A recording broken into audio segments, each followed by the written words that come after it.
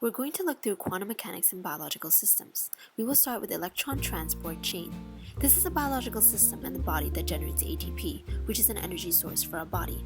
This chain has 4 complexes and an ATP synthase at the end, which you can see looks a little bit different from the other 4 complexes. One of the things that these complexes do is move electrons from one point to another. These complexes are pretty complex and they do a variety of things in order to generate ATP at the end. This chain happens in the mitochondria. In each complex, which I will only be drawing one here, there is a redox center. And as the name suggests, redox reactions occur at the redox center. A common redox center is the iron-sulfur center. It changes its shape when it absorbs or when it releases electrons.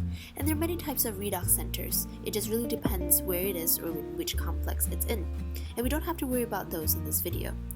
Now when we look closely at the chain, and again I'm only going to be drawing 3 complexes instead of 4 to save some time, we see that there are redox centers in all of them. As mentioned, these redox centers move electrons from one point to another through a redox reaction. That is to say, the centers are reduced when they take in electrons and they are oxidized when they release electrons. Now don't be worried if you don't understand what these terms mean. All you need to know is that these complexes work by moving electrons from one side of the complex to the other. But the problem is they don't actually touch. The question really is, how does the electron move? We know that it's absorbed from one side and then released on the other, but how does the electron actually move from one redox center to another redox center? And the answer turns out is that the electron sort of jumps from one redox center to another, or they sort of tunnel through. This is very different from the regular pathways in biological systems that we know of. Take for example the synapse and a neuron. You have a presynaptic and a postsynaptic membrane. Now take this green blob as information. It doesn't matter what it does, we're only looking at how it moves. Watch closely as the green blob is absorbed into the neuron, is broken down, packed in the vesicle, released into the synapse and received by receptors on the other side, and information flows. This is the same thing for say the tyrosine kinase receptor. There's 2 of them with a receptor poking out at the top.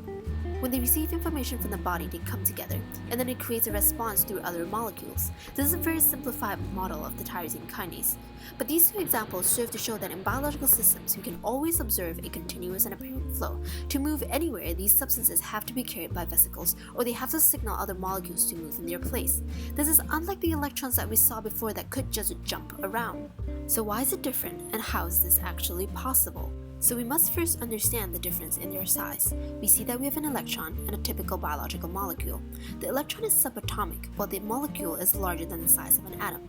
They are not the same simply because of this size difference. This leads us to the big problems of physics and of reality. Physicists have the law of physics split into classical physics and quantum physics. There is this huge and irreconcilable disparity between the reality of classical physics and that of quantum physics. Things that are governed by classical physics are like the substances, a ball, and us, while things that are governed by quantum physics are electrons and anything subatomic. And even though we're made up of subatomic particles, our realities are different. Well, what does this even mean? Well, for all of us stuck in the classical world, here I draw a ball, a man, and a dog. If we wanted to move from X to Y, we would literally have to move. With a very good camera, I can show you that you move through every space possible between X and Y before arriving at Y. However, if you were an electron, you don't quite move in the traditional or classical sense. You kind of pop up in this spot, then that, then the other. You kind of move by teleportation. This is pretty bizarre considering we're all made up of electrons, so why can't we teleport too? These questions can be answered with probability, and this is where it gets kind of confusing. An electron doesn't actually move in a straight line, but it pops up simultaneously at different places at different times, or even at the same time. And unlike taking photographs of large objects, to see an electron I would need a microscope. Yet the only way a microscope sees is by hitting and seeing the reflection of another subatomic particle reflecting from the electron. This is pretty confusing, but that's just how these microscopes work. And so by hitting it, we change the course of the electron because now we've disrupted its path. This is something like if you met a friend on your way to the grocery store. You stop in your tracks and you're no longer moving closer to your location. This mere interaction changes your course. Now of course, the subatomic particles that hit the electrons aren't quite like friends, but to illustrate that when we collide with either an electron or with a person, we change their quote-unquote plans. As the electron is constantly and almost randomly popping up from one spot to another, we cannot actually know definitely of its location, and where it will be is entirely dependent on the probability of a subatomic particle colliding with it. Now, with this understanding of probability in mind, we can try and understand why we don't behave like electrons even though we're made up of them. Consider how many electrons we have in our bodies. So say we take a person of about 70 kilograms. He would have 7 times 10 to the power of 27 atoms. This is a huge number with a lot of zeros. Since atoms are made up of a number of electrons, the total number of electrons in our bodies is even bigger than this.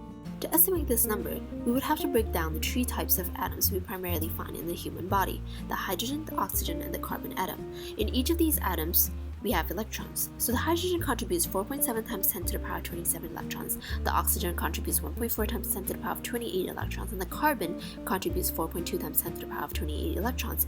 And when you add them all up, it comes with this enormously large number of electrons in our body. Now, imagine all these electrons in your body deciding at the same time to teleport all together to the same spot. The probability of this happening is terribly slim.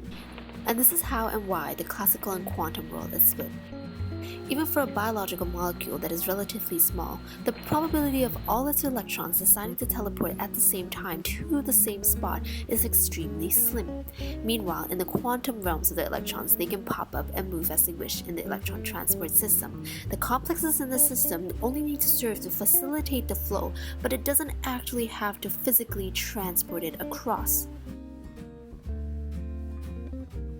I hope this helps explain the very basics of quantum physics and biological systems, but if you are slightly or even very confused, know that you probably should be like the rest of us.